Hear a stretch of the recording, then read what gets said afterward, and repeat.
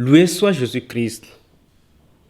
Frères et sœurs, ce texte de Saint Luc nous apprend le vrai sens de la loi. En effet, Dieu avait demandé à son peuple qu'il soit consacré un jour de semaine pour le repos de tous. Nous retrouvons le texte dans Exode 20, 10. Il ne voulait pas que son peuple soit esclave de sa subsistance quotidienne, mais la pratique de cette loi était devenue une occasion pour les pharisiens de châtier les uns et les autres.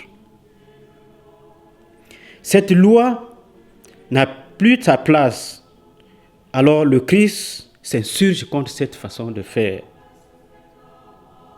Ses disciples, le jour du sabbat, arrachaient des épis, les frottaient dans leurs mains et les mangeaient, ce qui était interdit et constituait un blasphème le sabbat.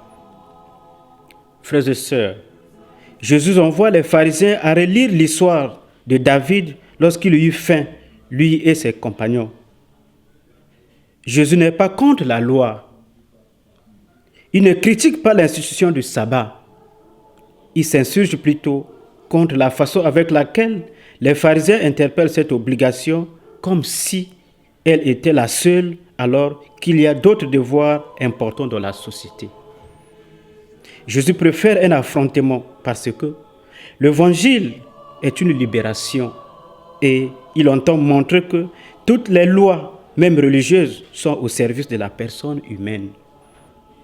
Tant que les hommes sont soumis à un ordre, à des lois et aux autorités prétendues sacrées et que personne ne pense à critiquer, ils ne sont ni libres ni vraiment enfants de Dieu. La loi doit nous aider à mieux vivre.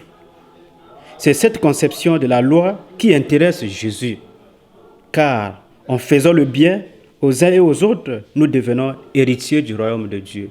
Loué soit Jésus-Christ.